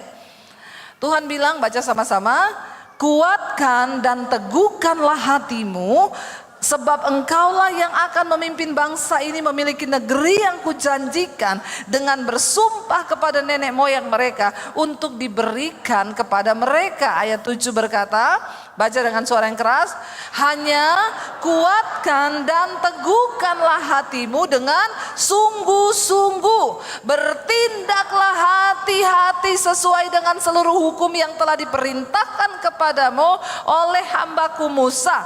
Janganlah menyimpang ke kanan atau ke kiri, supaya engkau beruntung kemanapun engkau pergi. Waktu Tuhan membentangkan dan melepaskan janjinya, janji itu tidak pernah gagal. Janji itu akan terjadi asalkan kita juga mau melakukan bagian kita. Yosua bertanya, bagaimana mungkin aku akan mengalami pimpinan Tuhan? Tuhan bilang cuma satu, hanya kuatkan dan teguhkan hatimu. Hati kita nih kadang goyah, saudara, ketika melihat suasana. Gak mungkin, aduh iya enggak ya, aduh Tuhan menyertai enggak ya, aduh Tuhan gini enggak ya, aduh Tuhan gini. Waktu pandemi datang, saya bilang sama suami saya, di rekening kita gak ada duit loh. Hal terburuk yang mungkin akan terjadi, kita jual rumah di Jakarta, kita jual mobil, mana yang pertama laku, kita pulang ke Solo, kita hidup lagi di Solo, lebih murah biaya hidup. Tapi jangan pernah marah sama Tuhan. Kenapa? Kita bersyukur karena hari ini tuh ada yang bisa dijual. Dulu gak ada yang bisa dijual. Dulu gak ada tabungan, gak punya. Saya juga tidak punya investasi. Ada emas 80 kilo, Mas Daniel. Tidak laku dijual. Dan memang tidak dijual, ini investasi pribadi. Koleksi pribadi saya. Ya. Bapak Ibu coba tolong bayangkan apa yang kami alami waktu itu. Tidak ada uang, bertahan di pandemi nggak tahu berapa tahun, tidak ada penghasilan. Nggak ada tabungan, nggak ada apa-apa. Ya, kalau saudara hidup seperti itu, kira-kira khawatir nggak? Keadaan seringkali membuat hati kita ini tidak menjadi lagi teguh percaya sama Tuhan. Mulai kita memikir-mikirkan langkah kita. Saya bilang sama suami, jual mobil, jual rumah. Tapi kita dulu pernah melewati yang lebih buruk. Kalau dulu Tuhan menyertai, kita percaya saat ini pun juga Tuhan bisa menyertai. Tapi bagaimana caranya? Lalu tiba-tiba waktu sudah dibuka lockdown, saya bilang sama suami saya, kita pergi ke Gramedia yuk, anterin aku. Mau apa? Saya mau melukis, daripada ndak kemana-mana, melukis. Diantar sama suami saya tanya sama mbaknya, Mbak ada jual kanvas buat lukis? Ada Bu. Yang ukuran paling besar berapa? Sekian Bu. Suami saya bilang, kalau cuma buat belajar-belajar sendiri di rumah, tidak usah cari yang paling besar. Yang 10 cm saja. Nah, melukis 10 cm itu apa saudara? Ya, saya bilang gak apa-apa lah. Ya cuman 1-2 biji beli aja, siapa tahu bagus bisa dipajang di rumah. Lalu beli saudara, waktu itu bayar hampir 3 juta. Marah-marah suami saya. Kamu tuh enggak berhikmat loh, ini uang cuma tinggal begini, kamu beli kanvas gini-gini. Saya bilang, ya enggak apa-apa toh. Menyenangkan istri itu amanah loh bapak-bapak. Ya. Tapi pastikan istrinya takut akan Tuhan juga. Karena kalau tidak bahaya, bisa menjadi celaka itu. Lalu kami pulang, saya beli tinta, beli kanvas. Sampai di rumah, suami saya ngedit video, saya melukis. 2 jam selesai lukisan saya. Suami saya masuk di kamar saya, dia bilang gini, ini lukisan siapa? Saya bilang, ada siapa di sini? Dia bilang ini, enggak mungkin loh ini lukisanmu. Lah emang di sini ada siapa? Enggak mungkin loh. Memang laki-laki dan perempuan itu berbeda. Perempuan itu pakai feeling, laki-laki pakai. Jadi susah untuk percaya laki-laki itu. Enggak mungkin, sambil dia lihat-lihat gini, enggak mungkin loh ini kamu yang bikin, enggak mungkin. Ya wis lah kalau enggak percaya. Saya foto saudara. Saking senangnya saya upload di Instagram. Puji Tuhan, lukisan pertama saya jadi. Saya tidak ada niat apa-apa, tiba-tiba ada ibu-ibu inbox, Bu, lukisannya dijual enggak? Saya bilang, aduh Bu, ini lukisan pertama saya. Tapi kalau ibu jual saya mau beli Bu. Boleh enggak saya beli? Boleh Bu. Berapa ya? Saya enggak tahu harganya. Terserah ibu aja. Oke, kirim ya Bu. Ini saya minta nomor rekening, saya kasih nomor rekening. Malam itu dia kirim bukti transfer. Saya lihat, Bu, saya sudah kirim bukti transfer di inbox. Saya lihat 10 juta lukisan pertama saya dibeli orang. Sabar. Saya langsung ke studio, saya bilang sama suami saya, lukisanku ada yang beli loh. Apa iya? Nggak percaya lagi. Iya, mana? Saya kasih lihat bukti transfernya, dia bilang, masa?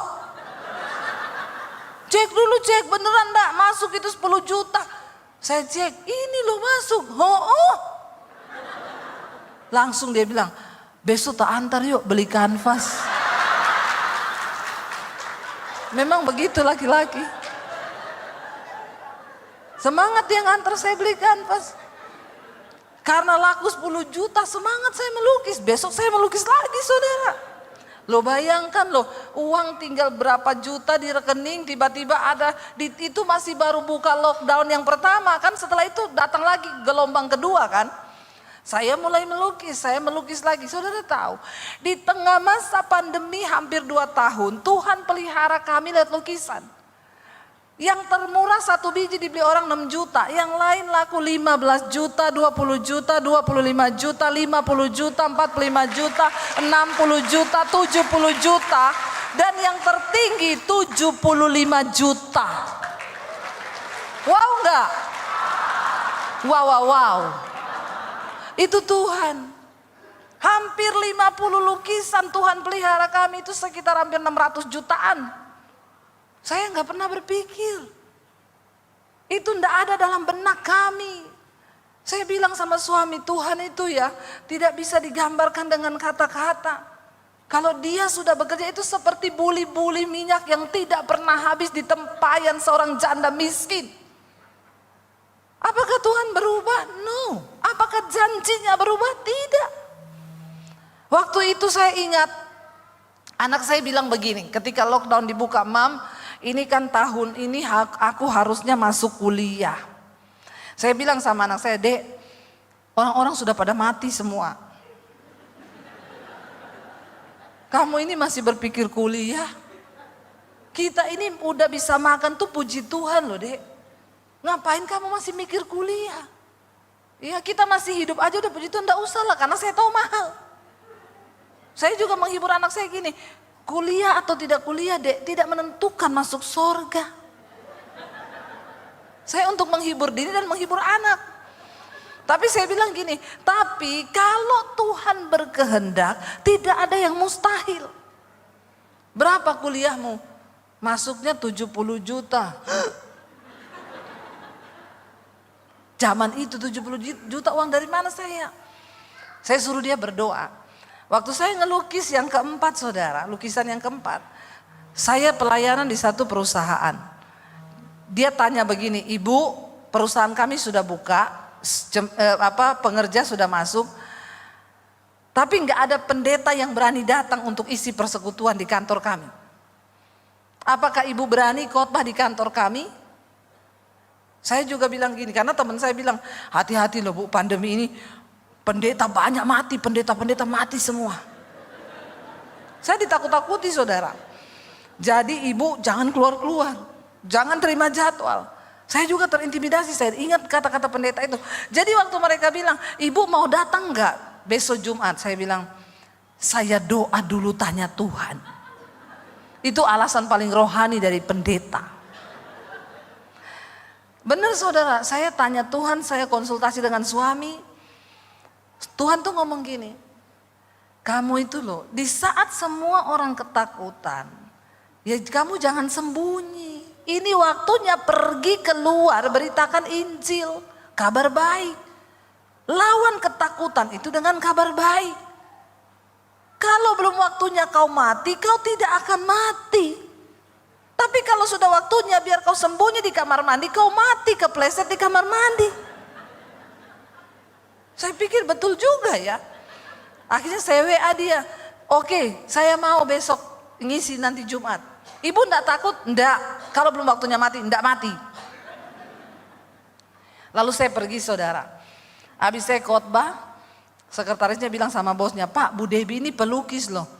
Saya malu saudara, malu hati banget, pelukis apa, orang saya ini baru belajar. Karena saya lihat lukisan di kantor situ, wih lukisan-lukisan yang mahal, keren-keren.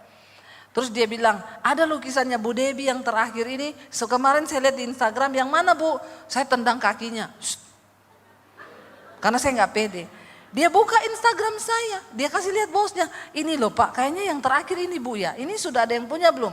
Bosnya tanya, itu artinya apa Bu? Ini gambar pohon Pak, di bawah itu ada bayangan pohon di air. Ini artinya sehebat apapun hidup kita di atas, jangan pernah lupa ada masa lalu kita yang kelam, dan itu Tuhanlah yang turut bekerja sampai hidup kita yang sekarang menjadi indah. Dia bilang, wah itu saya banget Bu. Bu boleh nggak saya beli lukisannya? Saya agak nggak tahu tersanjung atau apa gitu ya, karena saya malu saudara, jujur. Oh boleh kalau Bapak mau saya rapiin. Saya frame 4 hari, saya bilang Pak sudah siap boleh diambil. Bu berapa ya? Enggak tahu Pak, saya nggak pernah kasih harga lukisan saya. Oke, nanti besok sopir saya datang. Malamnya dia kirim bukti transfer. Bu, saya sudah transfer ya. Saya buka saudara. Saya lihat 70 juta. Saya bilang ini bapak mesti nolnya kelebihan 1 nih. Nggak mungkin. Itu yang keempat saudara. Akhirnya saya kirimlah saudara. Balik ke dia. Saya bilang gini, Pak. Kayaknya bapak salah transfer ini kelebihan 0. Karena biar cuma 0 kalau kita sudah pakai kan bahaya. Tiba-tiba dia bilang, Bu maaf ya kemarin saya salah transfer itu balikin. Waduh cilaka saudara. Harus dipastikan dulu ini 00 ini. Ya, kalau enggak ada temennya enggak apa-apa. Kalau ada teman di depan 0 itu berarti. Lalu dia bilang, oh enggak Bu Debbie. Itu yang Tuhan taruh di hati saya. Saat itu anak saya harus daftar kuliah. Saya panggil anak saya bilang, Dek Tuhan jawab doamu Dek. Ini ada uang masuk 70 juta. Ini berarti untuk daftar kuliahmu. Anak saya kuliah saudara.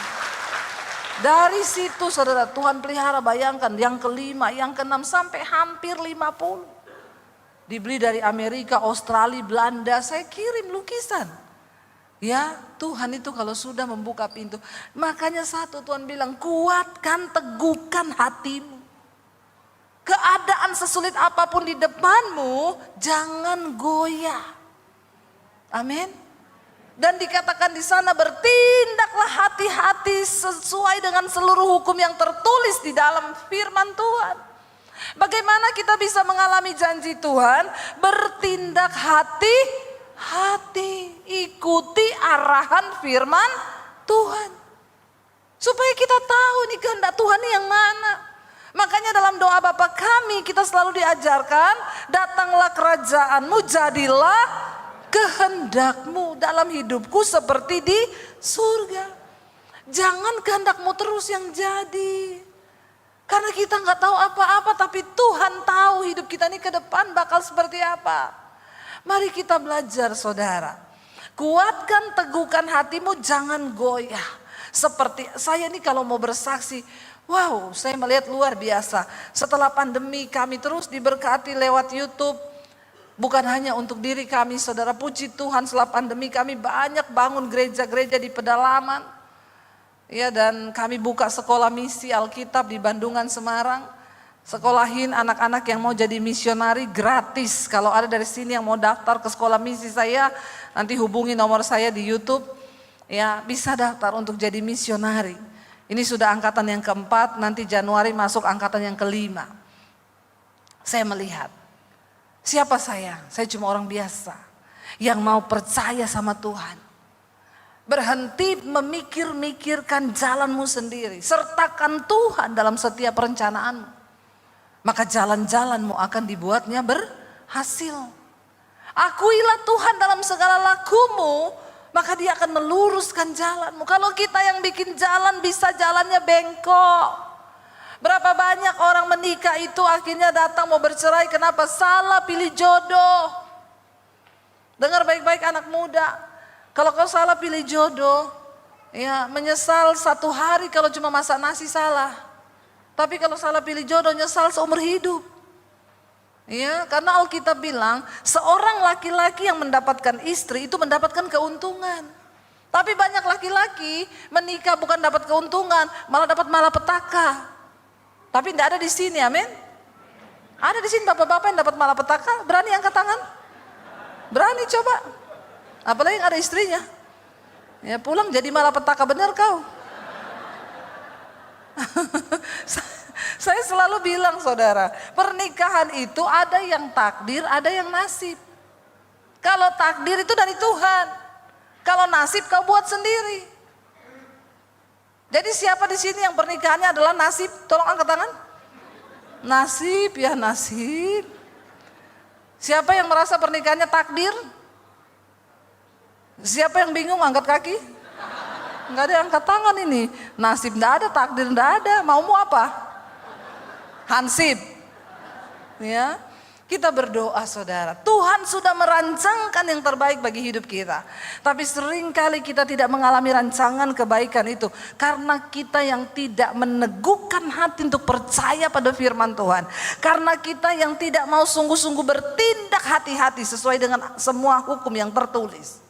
Kalau Tuhan bilang jangan bohong, jangan bohong. Kalau Tuhan bilang jangan mencuri, jangan mencuri. Kalau Tuhan bilang jangan bersinah, jangan bersinah. Ikuti firman Tuhan. Karena firman Tuhan itu sanggup membawa kita kepada rencana Tuhan yang sempurna. Bapak Ibu, ya saya percaya ketika kita ini mau sungguh-sungguh terus melekat kepada Tuhan. Kita mau sungguh-sungguh terus terhubung dengan Tuhan. Maka hidup kita ini pasti akan mengalami rancangan kebahagiaan itu. Tuhan tidak pernah merancangkan yang buruk bagi hidup kita. Tuhan tidak pernah merancangkan kecelakaan bagi hidup kita. Tapi apakah kita mau sungguh-sungguh bertindak hati-hati? Ya, ada anak muda datang sama saya, Bu. Saya pacaran, Bu. Ya, sama siapa kamu pacaran? Itu dia, Bu. Saya pacaran sama Zulkifli. Saya bilang, kenapa kamu enggak menikah sama orang Kristen, orang gereja? Saya sudah berdoa. Matius, Markus, Yakobus. Enggak ada yang datang Kifli. Terus Kifli ini sayang sama saya, Bu. Tapi kamu kan gak seiman. Iya, Bu, tapi dia perhatian. Jangan kamu melanggar firman Tuhan. Ya, karena Alkitab berkata, gak usah terganggu dengan itu anak ya. Memang maklum anak kecil memang begitu. Kau waktu kecil lebih nakal dari itu. Ya. Ini jadi pendeta nih kalau besar ini dia. Ini mana ini orang tuanya ya? Kita doakan dia jadi pendeta. Atau jadi pelari maraton. Lalu saudara sampai di mana tadi? Kifli. Saya sudah bilang, itu bukan jodoh dari Tuhan. Alkitab bilang jangan menjadi pasangan yang tidak seimbang dengan orang yang tidak percaya. Tapi gimana, Bu? Saya sudah terlanjur cinta. Pret, makan tuh cinta. Kau ini anak-anak muda sekarang ini dia bilang kalau sudah jatuh cinta itu sudah segalanya. Kau belum pernah dengar token listrik bunyi. Makan tuh cinta kau. Kalau sudah tidak ada beras, kau pikir cinta itu ada lagi? Cinta itu pret. Enggak ada itu cinta. Cinta itu cuma bertahan sampai 2-3 tahun dalam pernikahan. Setelah itu komitmen. Benar enggak Bapak Ibu? Ini berarti sudah enggak cinta semua ini. Semangat kali betul. Padahal saya cuma mengumpan loh ini. Memang betul itu cinta itu perasaan sesaat. Ya. Makanya waktu saya menikah saya bilang Tuhan pertemukan saya dengan laki-laki. Saya mau menikah untuk menggenapi rencana Tuhan atas hidupku. Kalau tujuan kita menikah untuk menggenapi rencana Tuhan, kan gak mungkin kita ini aneh-aneh. Amin. Cinta itu waktu bulan madu saja. Bulan madu bertahan berapa lama toh? 1 tahun paling pol. Kalau madunya masih ada. Kalau madu habis tinggal lebahnya. Mati kau. Betul enggak? Iya toh. Saya pertama kali menikah dengan suami, bangun pagi saya bikinin kopi, kasih creamer. Sayang, I love you, I need you, I want you. Kopi sayang. Ya, itu bertahan. Begitu mulai hamil, muntah-muntah ngidam. Ya, punya anak 1, nggak ada pembantu, kerja sendiri. Lagi nyapu ngepel rumah dia teriak, mana kopi saya? Saya bilang kau punya tangan 2, kaki 2 toh? Kau bisa nggak pergi sendiri di dapur sana bikin tuh kopi sama teh sendiri sana? Nggak usah suruh-suruh istri. Kau nggak lihat ini saya ini lagi urus anak ngepel nyapu. Madu hilang madu, habis, tinggal lebah. Apalagi saya ini dari Sulawesi, lebah hutan. Berbisa saudara. Ya, saya bilang di dapur sana bikin sendiri, pakai tuh kaki 2, tangan 2. Kau suami kayak bos saja. Dulu sayang,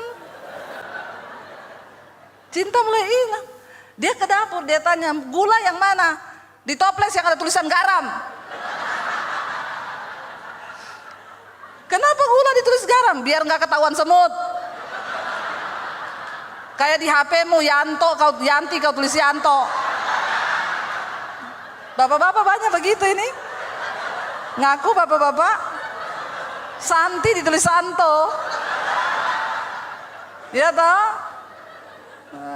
Tukang sedot gas, tukang sedot WC. Banyak itu tulisannya di situ.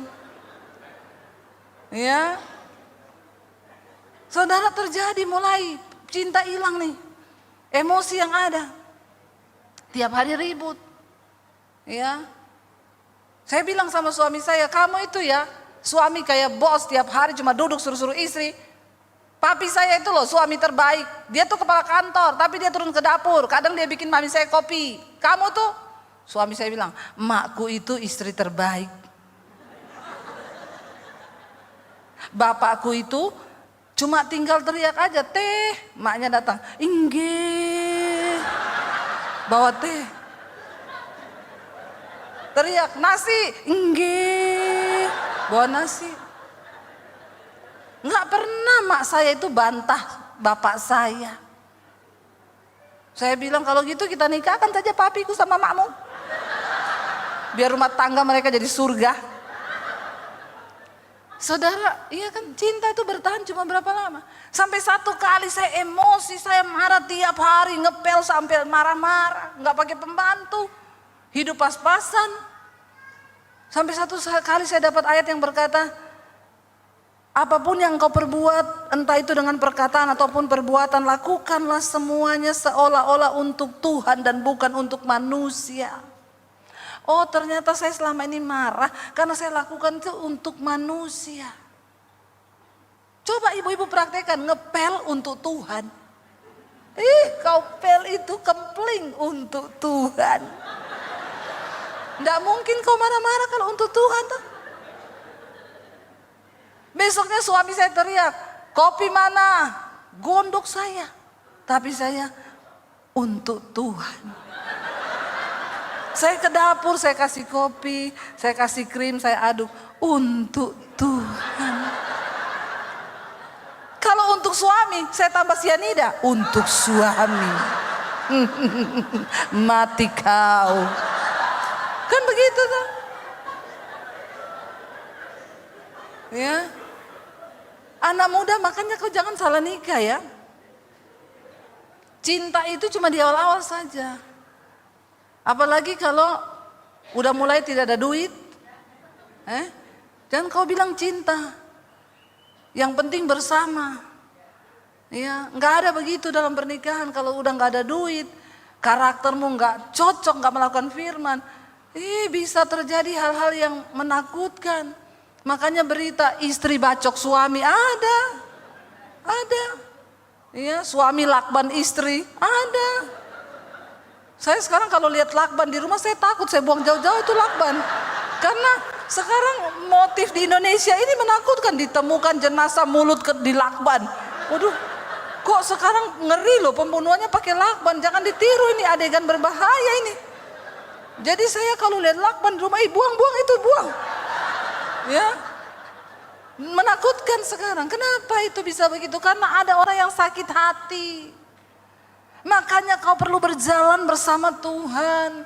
Bukan berarti hidup kita nggak ada masalah. Ada masalah. Saya ini dapat jodoh takdir loh sama suami saya, ini takdir, bukan nasib. Kenapa? Kami ketemu di gereja. Kan enak kalau ditanya, Bu Debbie lu ketemu suami di mana? Di gereja. Ketemu jodoh itu keren banget di gereja, iya.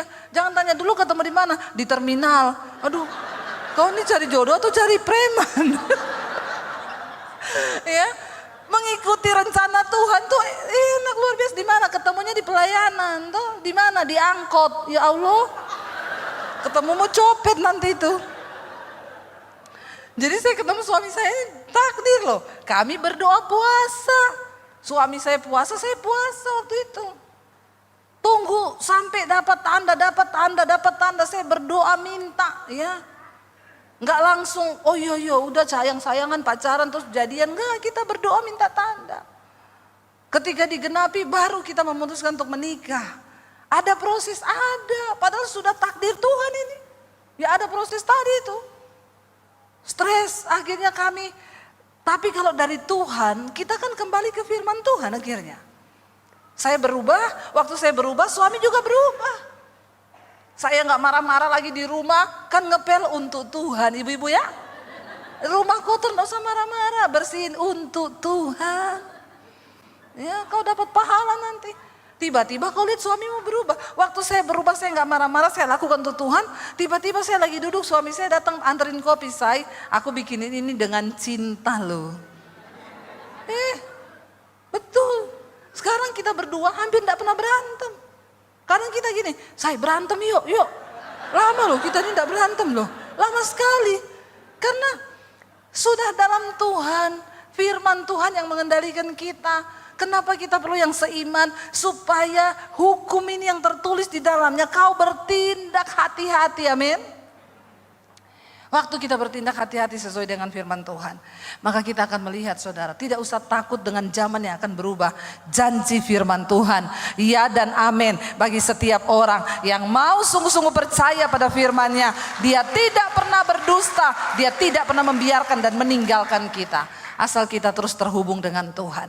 Bangkit berdiri bersama,